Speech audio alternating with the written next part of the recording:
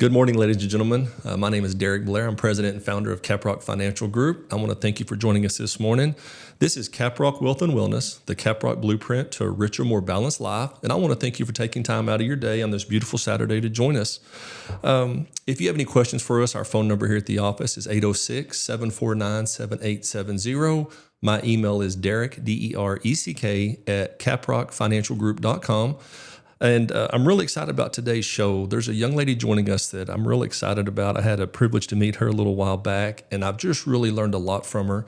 And one of the things that really interests me is how she does her medical practice that really lines up with Caprock Financial. It's a more holistic approach. It's looking out for the full body. It's taking an overall view of how can we help you. It's not necessarily the problem, but how can we make everything better all around it. And so I'm really excited to introduce Dr. Kallie Corbin. She is the owner of MaxLiving Chiropractic here in Lubbock, Texas. And thank you so much for joining us this morning. I'm thrilled to be here. This is fantastic. So one of the things that really appealed to me was that we talked about was of how we help somebody. It's very similar to what we do here at Caprock. It takes the holistic approach of there's more than just the one problem. There's things that we can fix that move around it. And so kind of give a breakdown of where MaxLiving comes from. Sure. So many people use this term holistic. And if you look at the spelling of it, it's Holistic. How we view it is holistic, WHOLE. It's taking a person and looking at them as a whole. If you point to a certain area of your body and say it hurts, many times it's not actually that region that's the cause or the root. It could be somewhere else. So we're not just going to focus on one region. We're going to look at you as a whole so we could start addressing the root cause, not just the overarching symptom. Symptoms may be what takes you in to see a doctor or start searching for answers. Mm-hmm. But the answer you should be looking for is the root cause, not just symptom management. Yeah, and I appreciate that. And the reason I brought Kallie on, because it's very important for us at Caprock that our clients have they enjoy their retirement. They have a healthy lifestyle. I experienced it firsthand with my grandpa back when he got skin cancer when he's a little bit younger, is that he couldn't go to the farm anymore. He had to stay at home. He bothered my grandmother. He cleaned the house for her. He did all these funny things to her. But I saw my grandpa age because he slowed down.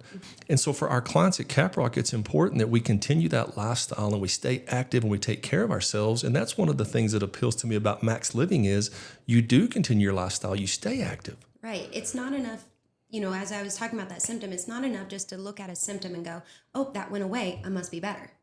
We have to look at your lifestyle and see were there other areas of your life that was causing those symptoms to arise? So we live out something called the 5 essentials. Core chiropractic. We look at exercise or oxygen, lean muscle exercise, nutrition, minimizing toxins in your life, but then also mindset. And if you were to ask me what is the most important of all of them, I would say core chiropractic and then secondary mindset, which not that it's wrong, but many people jump to nutrition first, which makes sense. And exercise. Absolutely. I'm not minimizing those and the importance in them. But if you don't have a mindset to get better, you're not going to get better. And that's where we kind of go into this idea of proactive versus reactive. Yeah. In finances, I know that, or even biblically, what do they say to do with your money, right? Like you should invest and see it grow with your talents, like invest it, see it grow. Mm-hmm. But if you show up to the thing that you wanted to have happen in your life financially, let's say a vacation, someone says, hey, go on a vacation. Let's take some time off. Let's go to Bermuda, right? Mm-hmm. You can't start on the day of your vacation saving up for Bermuda. Happens all the time. It does. But that's why we have so much credit card debt, right? Yeah. And this is why people then struggle in retirement because they weren't prepping for retirement. In my line of work, I look at it as I want you to enjoy your retirement, not just financially. Because as you saw with your grandfather, you have to, the biggest investment that you can ever make in your life is in your health. It is. 100%. Because I don't care how much money you have. If you're not healthy and you can't enjoy it, what's it worth? What does it do for you? We see more spent on Medicare these days, which is for those who are kind of in the retirement age or going to retire soon. I see more money spent in Medicare, and people are living their lives just from doctor's appointment to next doctor's appointment, and that is them getting out. Like their lives are set. I have had patients look at me and go, "Oh, I can't come in for my adjustment today." And I'll go, "Oh, why?" "Well, I have a doctor's appointment today, or I have to go to this particular therapy." "Well, how long is that therapy?" "Oh, it's about an hour." "Well, friend, you have 23 other hours. You can make it in for your 15-minute adjustment." Yeah. But their lives revolve around just doctor's appointments. Mm-hmm. I don't want to retire and do that. No, ma'am. I want to retire and enjoy my life. I don't want to work to the bone to just sit and be sick. Yeah. Yeah. What kind of life is that? But that goes back to our clients, the ones that I know that are looking out for themselves, that take care of themselves. They're going to have a good life. Like I've got some clients right now who are up in Angel Fire and they're hiking and they're doing some really fun things. And then I have other people come in and say, "You know what? I've done it. I just want to watch TV. And I know what's going to happen. I kind of know I can play this out. I've seen it before." And it honestly breaks my heart. And so it's real important that we are taking care of ourselves. We're following some steps to be better. Right. It is a lifestyle. And the best day to change your lifestyle was yesterday. Yeah. So don't think, "Oh, I'll start it next week." That is the biggest lie that you can tell yourself, is that I'm going to start it next week or start when it's at a better time. There's never a better time. Well, it's like having children. There's never a better time. No. I'm going to do this when there's a better time. There's never a better When time. we're more financially ready for kids. Yeah. Well, there's wisdom in it. But you're never going to be prepared for the amount of money that they cost. We have 6 of them, and Good gracious. Yeah, it You have takes a some litter. financial planning. Yes. Yes. And so what I look at is, okay, if we're going to be proactive, we have to change our mindset about what proactive actually means. So many people think proactive is trying to see genetics, for example. There are a lot of tests out there. You can test and look at the genetic blueprint of your parents and say, "Ooh, I'm more predisposed to diabetes or cancer or heart disease." And you can look at it that way and say, "Oh, I'm being proactive." Well, what changed? Yeah. What in your life changed other than you have more information? I have a phone that can give me all the information I could possibly want. I have a phone now with ChatGPT that I can ask it to create the best workout plan that you could ever have, down to the minute. Like, make it 15 minutes where I sweat this much. But if you don't do the workout, the information is useless. Yeah. So it's about applying it now. Because as a doctor, I am not going to be the one that keeps you healthy. I don't want that responsibility. In fact, nowhere, doctor originally meant teacher. That's what the literal translation was, teacher. But instead, I feel like our society now looks to doctors for just answers. Well, you solutions. You said something just a while ago, though, about healthcare cost, about Medicare cost. I mean, now as a financial planner, we have to put that into the budget, whether it's going to be for healthcare, whether it's for long-term care, because we're living longer than ever before. Mm-hmm. And these expenses, we're going to have to account for these. And we have to make a plan for these, that you're going to have to pay for these things. Right. The biggest misconception, and unfortunately, without going down the massive rabbit hole I could, Medicare means well. They mean well with Medicare, but people think it means everything's paid for. And it's like, that's not accurate. And in fact, you've been paying into this for years. And so you've just paid into it years prior. You're just now reaping the benefits of Medicare, but that does not mean everything is paid for. All health insurance is based off of Medicare. Like, they are the standard for healthcare, and all the others have to follow suit. When people come into my office, they'll say, "Hey, do you take my insurance?" And I'm proud to say, "No, I probably don't," because I'm a cash practice, purposely, because health insurance is no longer about making you healthy. Health insurance should be seen the way that any other insurance is. So let me ask you this: if you need to get your oil changed in your car, is your car insurance going to pay for that? No, ma'am. No. Okay. If you have let's say your fire alarm battery goes out in your house, is your home insurance or your renter's insurance, is it going to pay for the battery? No, ma'am. No. Because insurance is there for emergencies. If you're in a massive car accident, right? That's when car insurance goes, hey, we're in play. Same with your home. Same with life insurance. Unfortunately, that person's health is no longer great, but it's in benefit for the living. Why are we looking to health insurance to make us healthy? All the things that are meant to make us healthy, nutrition, gyms, or nutrition, exercise. You don't need a gym to exercise. I don't. I actually run miles around here. Minimizing toxins, all these things, none of it incorporates your health insurance. But yet we look to proactive healthcare as something that should be covered by my insurance. No. Your health insurance should only be there for emergencies. But now we're relying on it so much just to make us healthy. So what I say, or how I kind of accumulate or conclude that, is like, your health insurance is there for emergency care. The reason why our nation is only getting sicker is because we're trying to use emergency care to make us healthy. And that's not what the original reason for insurance was. If you use emergency care to get healthy, you're going to end up with a pill, you're going to end up with surgery, because that's what you do in emergency situations. And what do we have an overabundance of these days? Medications and surgeries. So when people ask me, do you take my insurance? And I said, I enthusiastically say no.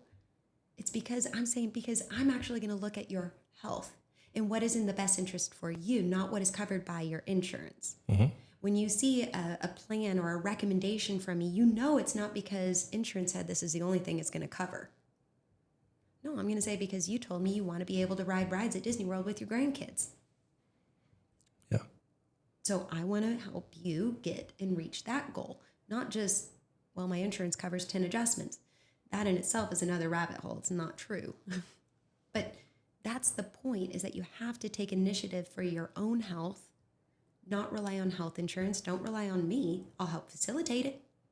But I'm not going to be there to slap the burger out of your hands from McDonald's or Burger King or wherever. And as tasty as it is, I'm just not going to be there to go, no. The personal trainer that you hire to help you lose weight or get back healthy, that can't run the miles for you or lift the weight for you. You have to take initiative for yourself. And that's the lifestyle that we've created with the 5 essentials. I love it. I love it. Okay, so you brought up a good point. So let's take a quick break. And when we come back, I do want to talk about some exercise regimens that you recommend and something we can talk about for some of our people walking into retirement or in retirement. And let's talk about those things.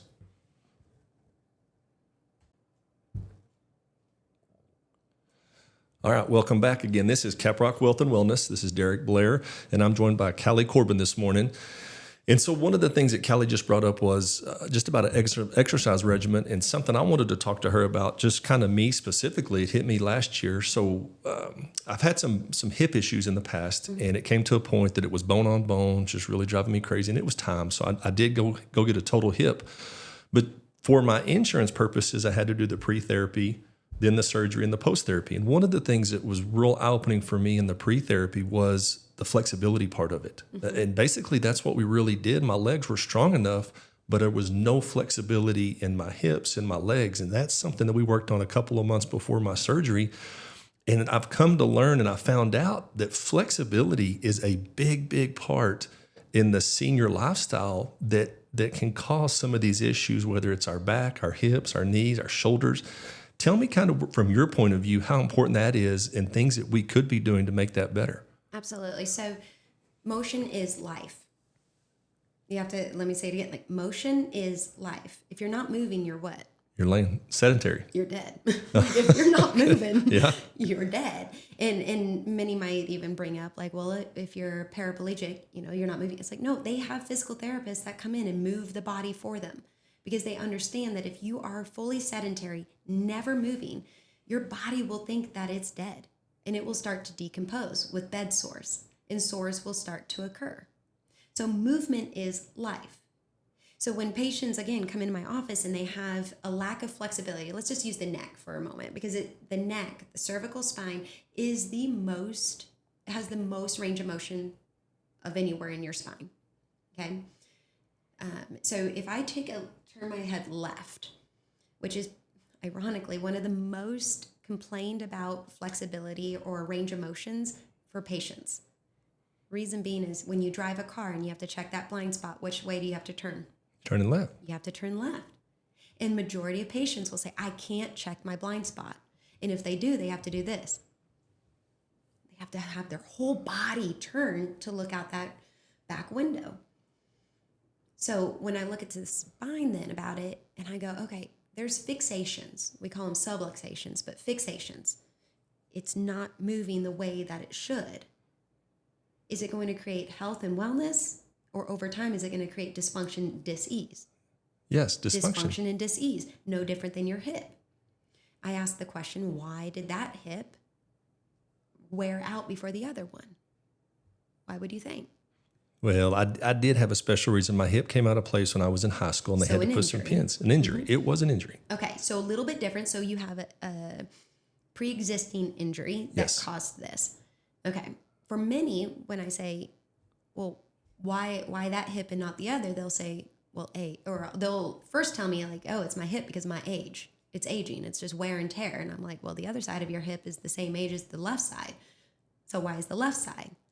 And many times it's because the spine itself that controls the ilium, which is your hip, is fixated and it's not moving, which causes the hips to then compensate in ways that it was never meant to. So the best analogy is if I put a door on the hinges, right? Put that door on the hinge, but I don't put the tool in appropriately, it's still going to function as a door for a little bit, right?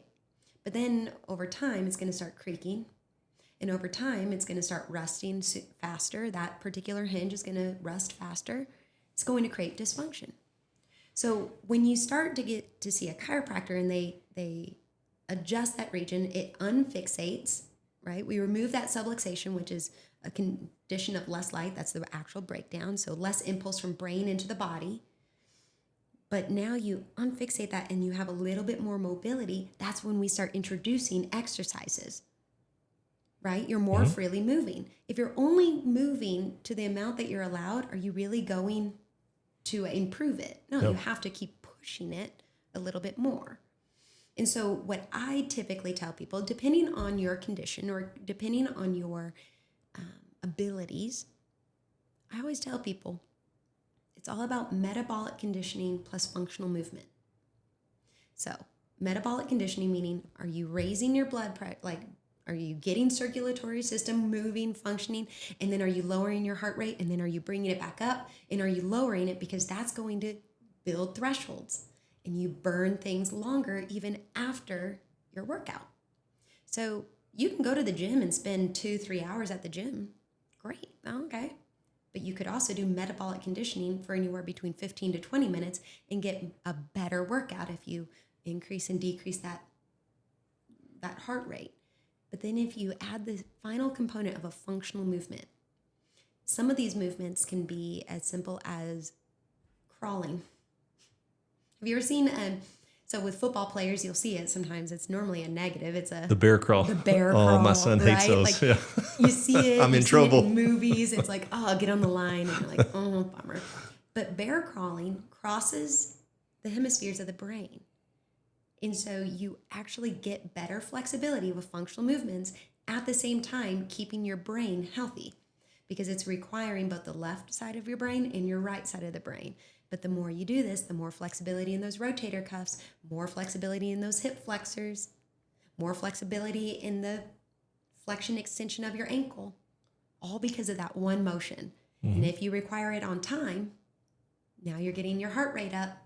Do you see where it's not about 2 hours of training? It's, are you being intentional in the trainings that you're doing for 15 to 20 minutes?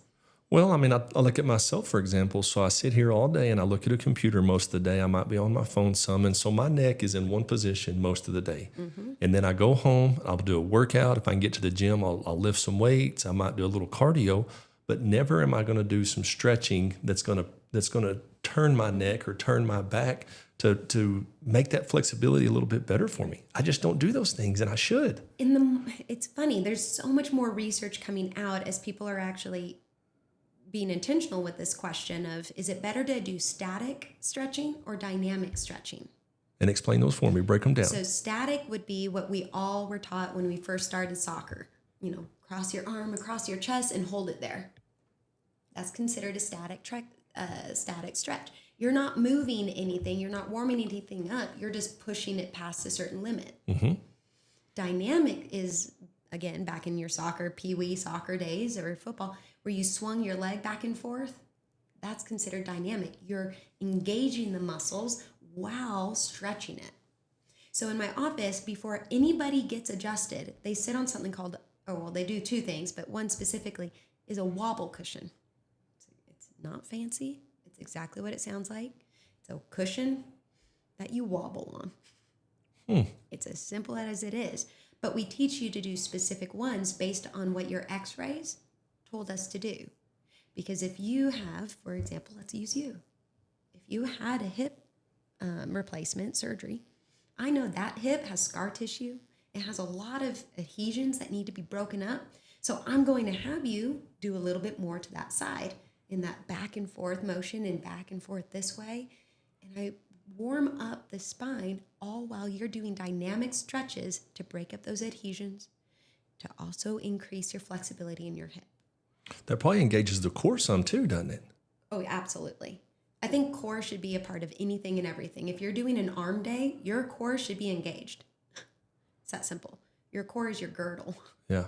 It just controls everything. It controls everything. You're actually missing out on a massive part of your exercise if you're not engaging your core. So what are your thoughts on the new, and I see a lot of this with the walking, just the getting outside walking, speeding up a little bit. So for some of our clients and the people listening that might not be able to go to a gym, might not have a space at home, but just getting outside and doing that walking, kind of, what is your recommendation for that? Is it some speed walking? Is it up and down? Is it incline? Tell me what's going to be the best thing for them. I'll put it this way. If I put it on a scale, if you have been doing no working out, no motion, nothing, walking is the best thing that you could ever do for yourself. And I will tell a lot of my older patients, my oldest patient I've ever had was 98 years old. And she told me, and we have it on film, it's amazing, she's amazing. We said, Annie, how did you make it to 98 years old? She goes, and there's a laundry list of things, there was 4 things, but she goes, I walk a mile a day, whether I want to or not. That was what she said. I walk a mile a day, whether I wanted to or not. And so we can make all the excuses all day, but if a 98-year-old woman can walk a mile a day, whether she wanted to or not, she wasn't waiting for the motivation to get out and do it. She just told herself, I'm a person that walks a mile a day. Therefore, that was enough for her to get out on the days that she didn't even want to. And on the days that it was raining, she went to the mall. Walk a mile in the mall. You're in air conditioning. Yeah. Fantastic. So that's if you've been sedentary. If you've been doing some activity, add a weighted vest. This is the new thing. Mm-hmm. Add a weighted vest, or put 2 little weight, 2 5-pound, 2 weights in your hands and walk with it and keep them up here. You can scale it up to then do some more interval type training where you walk for a minute and then you just slow jog, or if it's too hard on the joints, speed walk for a minute and then pull off for a minute. That's going to increase that heart rate and lower that heart rate. We overcomplicate very simple things. Mm-hmm. We just do. You want to be healthy? Well, 80-20. Eat healthy 80% of your life and leave the 20% for those birthdays, parties, and Disney World trips. That's how you should, if it's skewed and 20% of your life is eating healthy and everybody's shocked that you ordered a salad, which by the way, salads, and that's a whole other, again, rabbit hole. It's not always the healthiest option. Because if you're like me, you're going to put so much dressing on there, it just ruins it. I'd rather you get a nice, amazing steak that has been grilled with grass-fed butter, all the butter in the world, do it, and grilled vegetables. I would rather you order that over a salad these days any day. But I digress. Don't overcomplicate it. Eat healthy 80-20. Get your heart rate up on a daily basis. Don't make an excuse. Just tell yourself, I'm a person that eats healthy and gets my body moving. Then you start to look at, hey, why do I have headaches? Well, it's because you put on cologne that's made out of fragrance. Do you see where it's like, don't overcomplicate it? Mm-hmm. The biggest thing that people will do when they want to change their lifestyle, typically in America specifically, is something negative has infiltrated their lifestyle and is now interfering with their lifestyle. Therefore, they then make changes. And it goes back to that idea of, how about proactively you take care of your health and you don't wait for the symptom or the something to interfere. Start eating right, exercising, going in to see your chiropractor to make sure that nervous system is functioning properly so that you can function properly. Minimize the toxins. Expose yourself to positive things like prayer in the morning, if that's what you choose. Gratitude journals. Whether you're a believer in Christ or not, gratitude journals is going to change your whole perspective on life. But if you do those things, it's amazing the lifestyle, like the life that you're going to create for yourself. And in retirement, you're going to enjoy that because that became habit.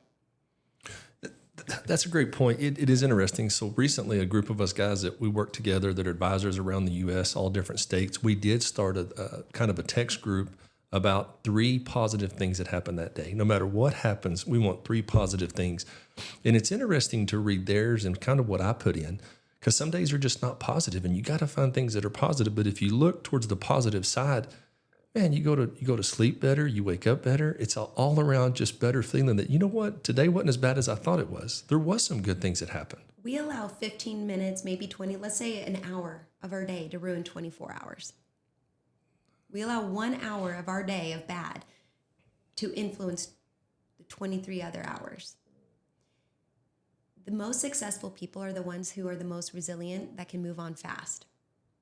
If you want to complain about the few things that went bad in the day and forget about all the blessings, well, then it's on you that you're angry. Yeah. Right? That's what my wife preaches. You can choose to be mad, you can choose to be sad, or you can choose happiness. What is your choice? What is it going to be? Yeah. Every day.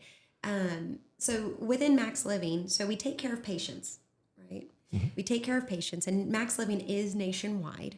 And we will meet up just like you do, as you had mentioned. We meet up and do something called camp. It's called Camp Transformation, but it's camp.